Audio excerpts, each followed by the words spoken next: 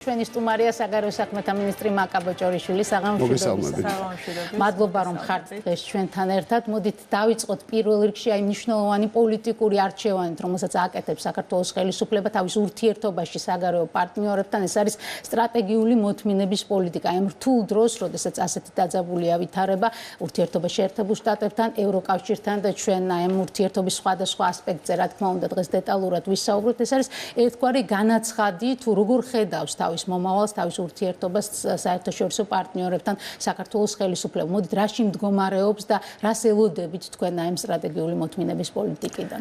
კიდევ ერთხელ საღამომშვიდობის. პირველად ვარ წელს თქვენი სტუმარი და მშვიდობიან წელს გისურვებთ ყველას მთელ საქართველოს და მხოლოდ და მხოლოდ სასიამოვნო ცვლილებებით იყოს ეს წელი სავსე.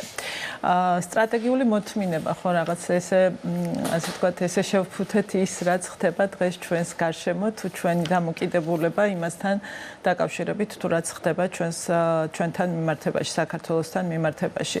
ხედავთ გაუგონარ ზეწოლებს, ნაბიჯებს საქართველოს წინააღმდეგ, რომელიც ხშირად იმდენად მოკლებულია ყველანაირ სამართლებრივ თუ ადეკვატურ საფუძვლებს, რომ დართულია ხოლმე რომ შეაფასო და უპასუხო მას და ძალიან სწორია და ის არჩევანი, ასე ვთქვათ, ერთგვარი, რომ მოთმინებით დაველოდოთ გარკვეულ მომენტს, როდესაც იქნება ბევრად უფრო სარგებლიანი ჩვენთვის აქტიური კომუნიკაცია თუ აქტიური ურთიერთობების განახლება ჩვენ სტრატეგიულ პარტნიორებთან.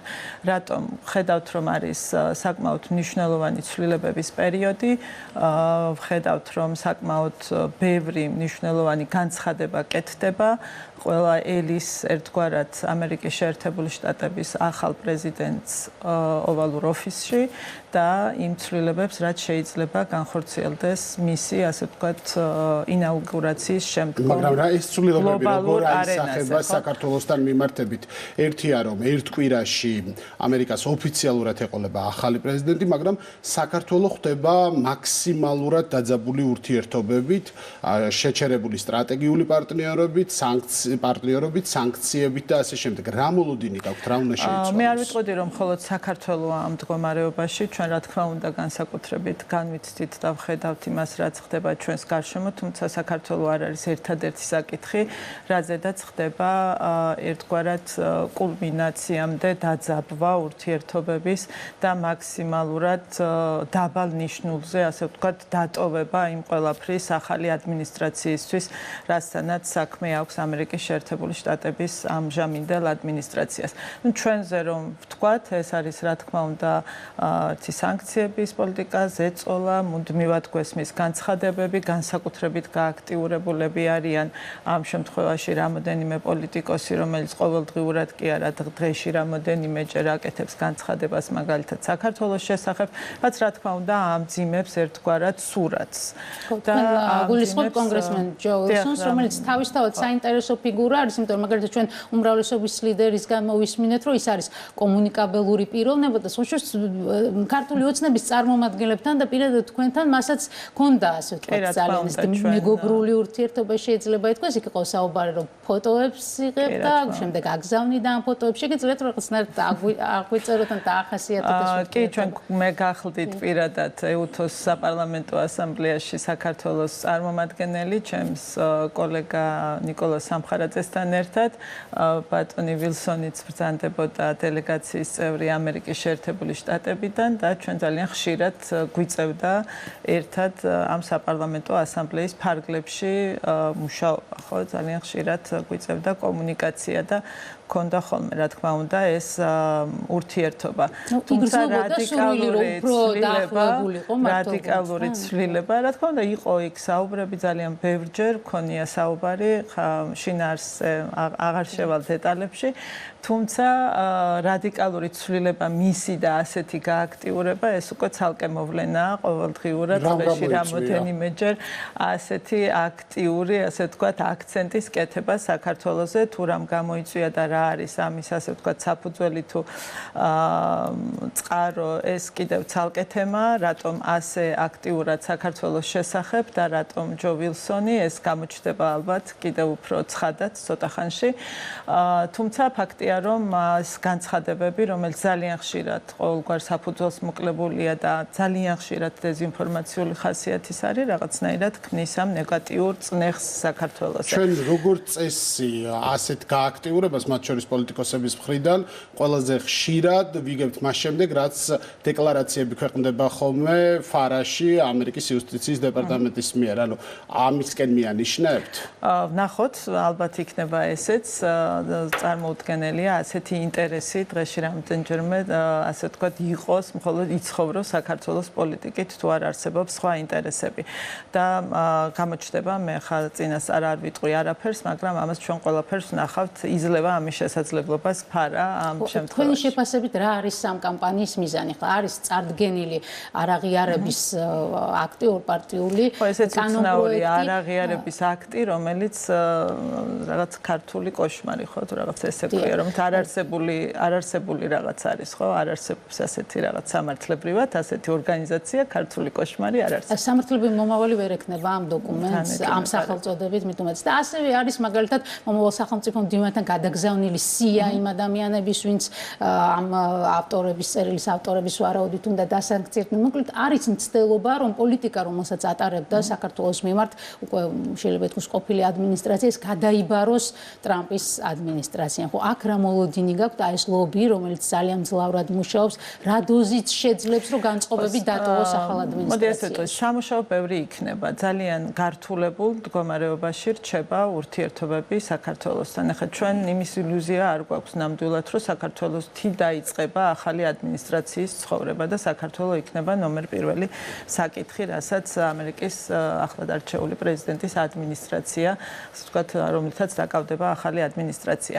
თუმცა, რა თქმა უნდა, სამუშაო ბევრად უფრო მეტი იქნება ამ პირობებში, როდესაც ურთიერთობები არის ამ ნიშნულამდე გაფუჭებული და კიდევ უფრო ცდილობენ გააფუჭონ არა მხოლოდ ამერიკის შეერთებულ შტატებთან, ჩვენ ხედავთ იგივე გავლენებს ევროპაში, ევროკავშირთან ურთიერთობებში და საკმაოდ, ასე ვთქვათ, დამძიმებულ ურთიერთობებს, რის აღდგენასაც დრო და ენერგია დაჭირდება და რა თქმა უნდა, აქ არის ჩვენი, ასე ვთქვათ, ერთგვარი მოთმინების პოლიტიკა და რაღაცნაირად ნაკლები განცხადებების კეთება იმისათვის, რომ ჩვენ მაინც დავიცვათ ეს ურთიერთობები კიდევ უფრო მეტად დაზიანებისგან და შემდგომ უკვე ჩვენი სურვილი, რომ სწორ მომენტში და იქნება შესაძლებელი ჩვენ სტრატეგიულ პარტნიორთან გქონდეს ის ურთიერთობა, რომელიც შინაარსით დატვირთავს სტრატეგიულ პარტნიორობას და არ იქნება მხოლოდ და მხოლოდ, ასე ვთქვათ, ერთგვარი სახელი, მხოლოდ სტრატეგიული პარტნიორობა.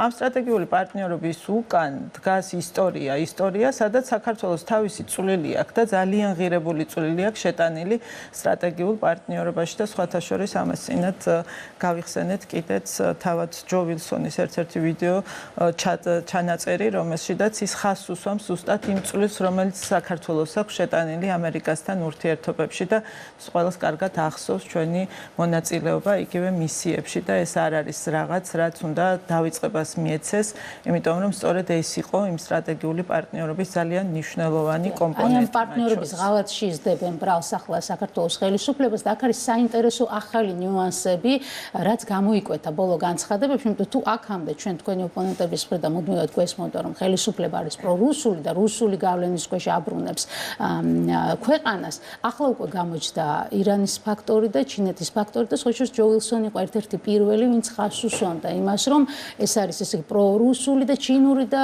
ირანული გავლენის ქვეშ მყოფი ქვეყანა და სხვაშორის თვალსაჩინო ლორა ტორნტონი იყო, რომელმაც ასევე ახსენა, რომ არჩევნებში იყო ირანული და ჩინური გავლენა.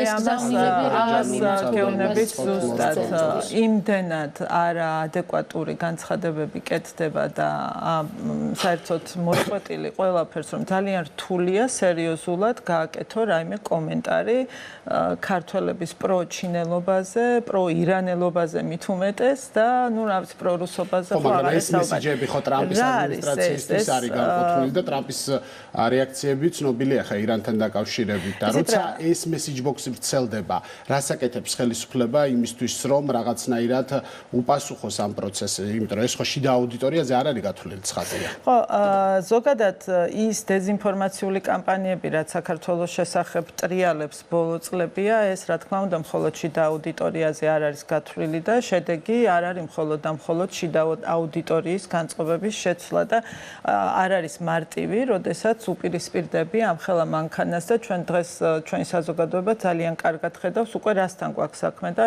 რამხელა მანქანა მუშაობს მაშინ როდესაც საქმე ეხება გარკვეული ინტერესების გატარებას და გარკვეული ინტერესების გატარება ამ შემთხვევაში უკავშირდება საქართველოსაც და მოდის წინააღმდეგობაში საქართველოს ინტერესებთან და განსაკუთრებით მოდიოდა წინააღმდეგობაში 2022 წლიდან მაშინ როდესაც ჩვენს რეგიონში უსაფრთხოების გამოწვევები კიდევ უფრო გაიზარდა უკავშირდებოდა საომარ მოქმედებებს უკრაინაში რუსეთის აგრესიას უკრაინაში საფრთხებს რომელიც ჩვენი ქვეყნის წინაშე გაიზარდა და ამ სიტუაციაში იმ სიფრთხილის პოლიტიკას უპირისპირდებოდა, რასაც აწარმოებდა ქართული ოცნება ერთადერთი მიზნით, რომ ამ ქვეყანაში საფრთხე არ გაზრდილიყო და ჩვენი ქვეყანა ეგზისტენციალური საფრთხეების წინაშე არ დამდგარიყო. ამას უპირისპირდებოდა ზუსტად მთელი რიგი, მათ შორის დეзинფორმაციული კამპანიების გამოყენების. თქვენ კარგად გახსოვთ ალბათ, ხო? შავი ხვრელი საქართველოს როგორ ხდებოდა სანქციების გვერდის ავლა, როგორ გაგვაკრიტიკეს მაგალითად მაშინ, როდესაც ნატოსთან დაკავშირებით და ნატო საქართველოსა და უკრაინის ნატოში გაწევრიანებაზე, როგორც ფაქტორზე, რომელზედაც დღესაც ძალიან ხშირად საუბრობენ ევროპელი და ამერიკელი პოლიტიკოსები უმაღლეს დონეზე, როგორც ფაქტორზე და როგორ მოხდებოდა საქართველოს კრიტიკა, საქართველოს დისკრედიტაცია, საქართველოს ხელისუფლების დისკრედიტაცია, აი ამ გამოგონილი ფაქტორი, აი მაყურებელს რო აუხსნათ, ახლა ამ ვითარებაში, ანუ რამ უნდა შემოაბრუნოს სიტუაცია, როდესაც ერთი მოლაპარაკებების მაგიდასთან დასხდებით თქვენ, ქართველი დიპლომატები და დასხდებიან ევროპელი ან ამერიკელი დიპლომატები, ხო?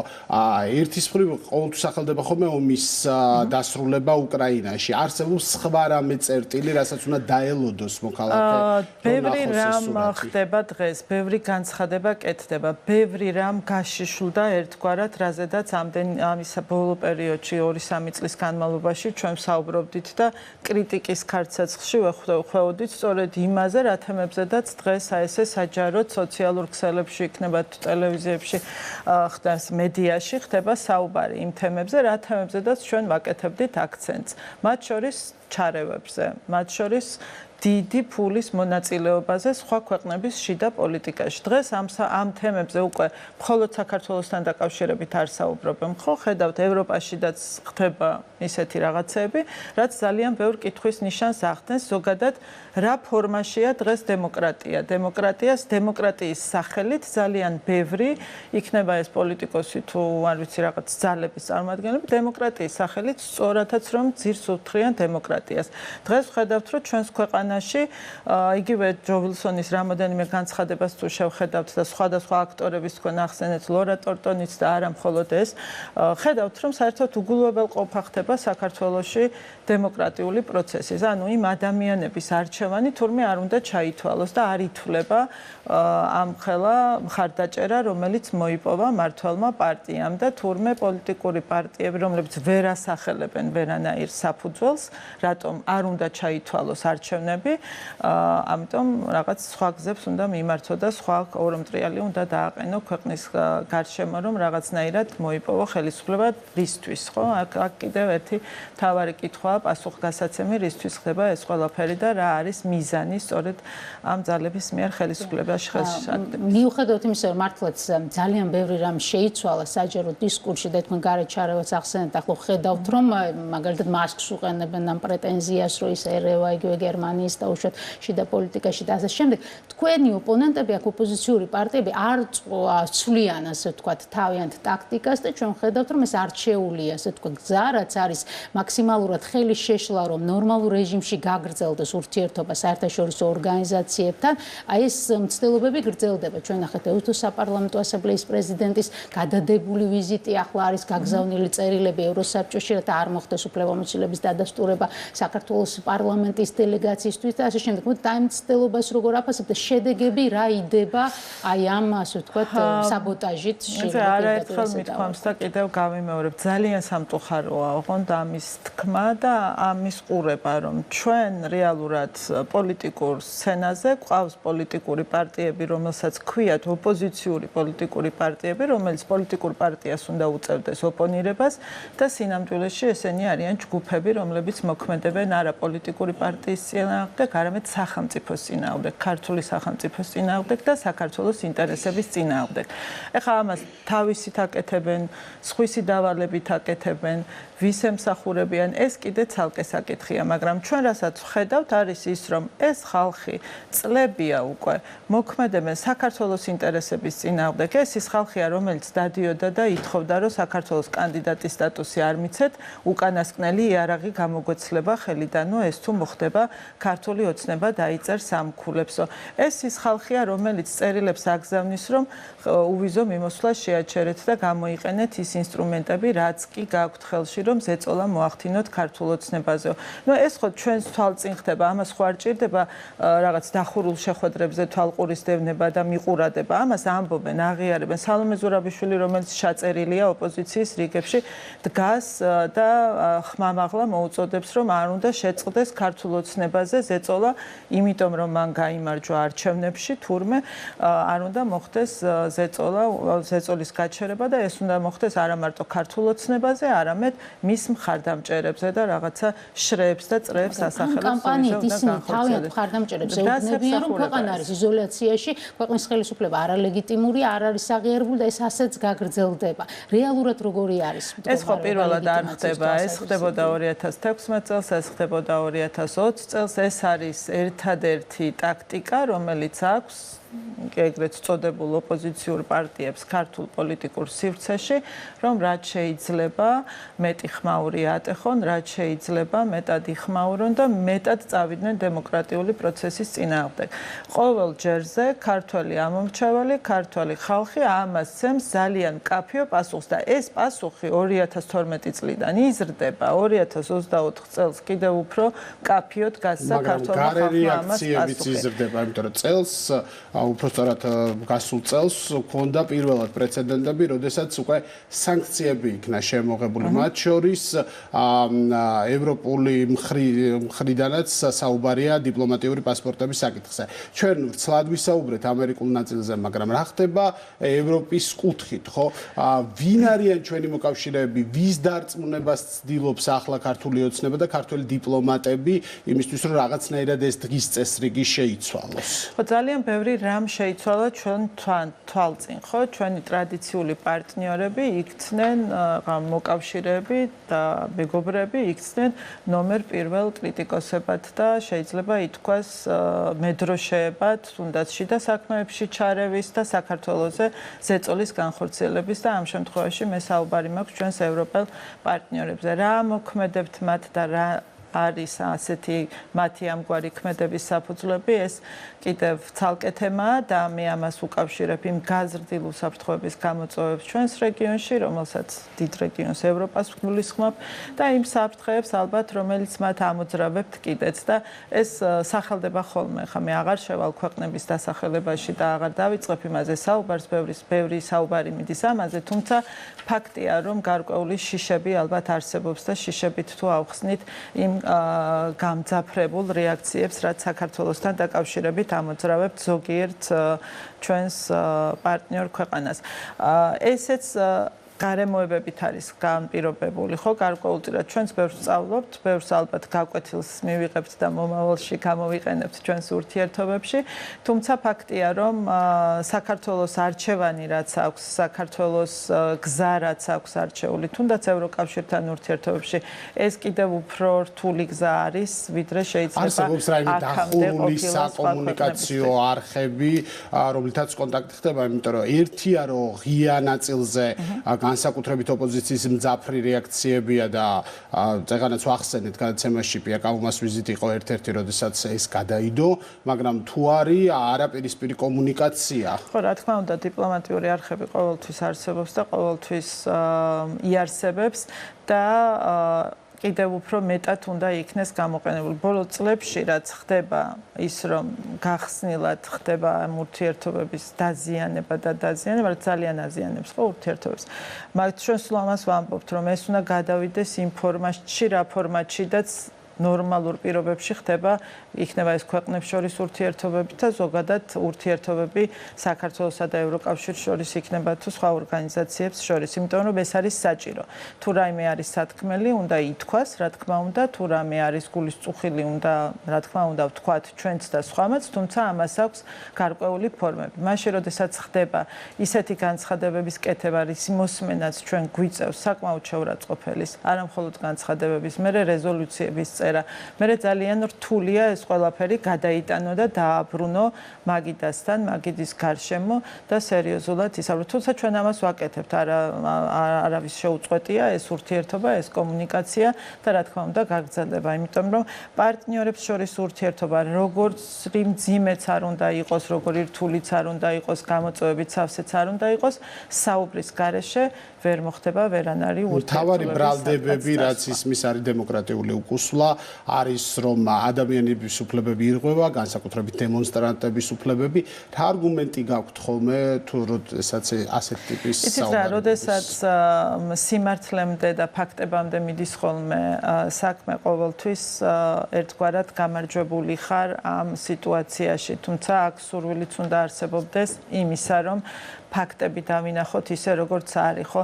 ცოტა ხნის წინ აქ ბუნდესტაგის მაგალითად განცხადება გაკეთდა არჩევნებთან დაკავშირებით და დაიწერა ისიც, რომ თურმე აქ გრძელვადიანი სადამკვირვებლო მისია არ ყოფილა. ანუ არჩევანი, ესეც მათი არჩევანია, ჩვენი პარტნიორების არჩევანია, რა უნდათ მათ? სიმართლის დანახვა უნდათ და ურთიერთობების ნორმალურ რეჟიმში გადაყვანა თუ იმ ალტერნატიული რეალობის თავად შექმნა, რომელსაც თავად ქმნიან ასეთი დეზინფორმაციებით თუ არასწორი ინფორმაციებით და შემდგომ ამის თქვათ გამყარება. ესეც რაღაცას ემსახურება და სწორედ ამაზე ვსაუბრობთ, რომ არის რაღაც მოცემულობა დღევანდელი, რომელიც არასახარბიელოა, არავის არ მოგწონს ჩვენ ის მდგომარეობა, რა მდგომარეობაშიც არის დღეს საქართველოს და ევროკავშირის, საქართველოს და ამერიკის შეერთებული შტატების ურთიერთობები, თუმცა ღრმად ვართ დარწმუნებული, რომ გარკვეული მოცემულობები სწორედ იმ განცხადებებიდან გამომდინარე, რაც გვესმის, ძალიან მალე შეიძლება სხვაგვარად შეიცვალოს და სხვაგვარი მოცემულობა და შესაძლებლობები გაჩნდეს ამ ურთიერთობების ნორმალიზებისთვის და ამ ურთიერთობების იმ ჩარჩოებში დასაბრუნებლად, რაც სჭირდება ჩვენს პარტნიორულ ურთიერთობებს. თქვენ უკვე ახსენეთ სალომე ზურაბიშვილი, რომლის დღევანდელი სტატუსიც ყველაზე ალბათ ესეთი რეალისტური არის მაკეინის ინსტიტუტის სტიპენდიატი, მაგრამ ის ამბობს თავად, რომ არის პრეზიდენტი და დისკუსიის დროს საცონის ინსტიტუტში შეასწორა კიდეც მისი წარდგენა, რომ არა ყოფილი პრეზიდენტი, არამედ მოქმედი პრეზიდენტი. ის ამბობს, რომ მიდის ტრამპის ინაუგურაციას და ექნება შეხვედრები ძალიან მნიშვნელოვანი და ისაუბრებს იმაზე, რომ გაგრძელდეს ის პოლიტიკა, რომელიც კრიტიკული დამოკიდებულება, რომელიც აქვს დასავლეთ საქართველოს ხელისუფლების მიმართ. ალბათ ნაკლებად მნიშვნელოვანია თავად მისი მიზნები და სურვილები, აქ საინტერესოა ჩვენთვის, რამდენად სერიოზულად აღიქვამენ ამ ფიგურას დასავლეთში, თუნდაც ხელისუფლების მიმართ კრიტიკულად განწყობილი ადამიანები. შეიძლება რომ ის მართლაც როგორც ლეგიტიმური პრეზიდენტი ასე მიიღონ სადმე. მხოლოდ ისინი, ვისი დავალებითაც ის ასრულებს ლეგიტიმური პრეზიდენტის როლს, ასე ვიტყოთ, იმიტომ რომ ესეც გარკვეული გეგმის ნაწილი იყო და ესეც გარკვეული სცენარის ნაწილი იყო, რომ სალომე ზურაბიშვილს ერთშვენიერ დღეს გამოეცხადებინა, რომ თურმე ის არის ერთადერთი ლეგიტიმური მმართველი ამ ქვეყანაში და ამგვარად ბოლომდე კითხვის ნიშნის ქვეშ დაეყენებინა არჩევნები, რომლის ასე ვთქვათ, ძალიან უჭირთ სხვაგვარი შედეგით როგორ უნდა დამთავრებულიყო და ამით შაბღაუჭებოდა ასე ვთქვათ მის პრეზიდენტის თანამდებობას. არასერიოზულია, რა თქმა უნდა, არასერიოზულია იმდენად, რამდენადაც არჩევნები ჩატარდა და არჩევანი გაკეთდა. ამ არჩევნების შედეგად მოხდა ის, რომ არჩეულია ახალი პრეზიდენტი და საქართველოს ყავს ახალი პრეზიდენტი და აქედან გამომდინარე აბსოლუტურად უსაფუძვლოა და არალეგიტიმურია სწორედ ის განცხადებები, რასაც სალომე ზურაბიშვილი აკეთებს და ისევ ჯობს სტიპენდიანტობის, ასე ვთქვათ, ნაწილში ჩარჩოებში დარჩეს. საგამოძიებო კომისიაზეც უნდა გკითხოთ, შეიქმნება პარლამენტის მომდევნო სესია, როგორც კი დაიწყება პირველი სესია საგაზაფხულო, დაიწყება ამ კომისიაზე შექმნა. როგორ ფიქრობთ, ეს გაართულებს ურთიერთობებს პარტნიორებთან?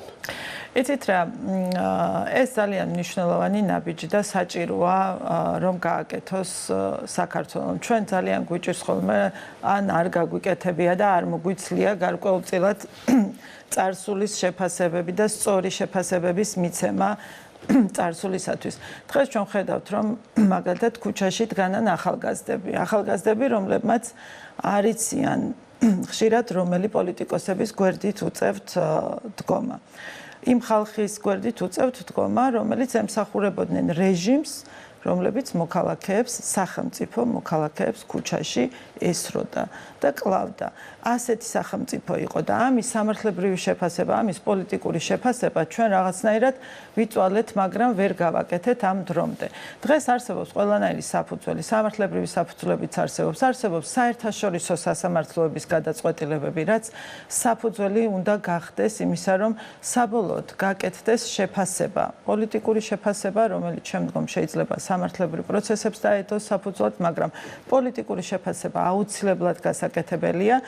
მაშინ, როდესაც ეს პოლიტიკოსები დღემდე ცდილობენ გააკეთილშობილონ ის, რაც იყო ცალსახად დანაშაულებრივი და ეს სჭირდება ჩვენს მომავალთაობას. ეს აუცილებლად სჭირდებათ ახალგაზრდებს, რომლებიც დღეს დგანან ქუჩაში. თუმცა როგორ იქნება აღქმული საერთაშორისო პარტნიორების მხრიდან და იქნება თუ არა ეს კიდევ ერთი საბაბი დამატებითი კრიტიკისთვის, რომ პოლიტიკურ ოპონენტებს დევნის ქართული ოცნება. ჩვენ ძალიან ბევრჯერ გავხდით კრიტიკის ობიექტები, თუნდაც გახსოვთ ალბათ ყველა პროცესი, ყველა სამართლებრივი საკითხი, რომელიც ეხებოდა პოლიტიკოს, ხდებოდა კრიტიკის საფუძველი, ეს ხო პირველად არ ხდება, მთელი 10 წელი თუ 12 წელია ამ პროცესშია საქართველოს, თუმცა რაღაც ეტაპზე, როდესაც სასამართლოს გადაწყვეტილება მოდიოდა, როდესაც სრული ინფორმაცია იყო სახეზე, ეს ყველაფერი კარგად ჩანდა, რომ სწორად იქცეოდა სახელმწიფო, ის გადაწყვეტილებები, რასაც იღებდა ქვეყანა, იყოს სწორი და ეს ჭირდებოდა და ჭირდება ჩვენი ქვეყნის ინტერესების დაცვას, ჩვენი ქვეყნის დემოკრატიულ განვითარებას.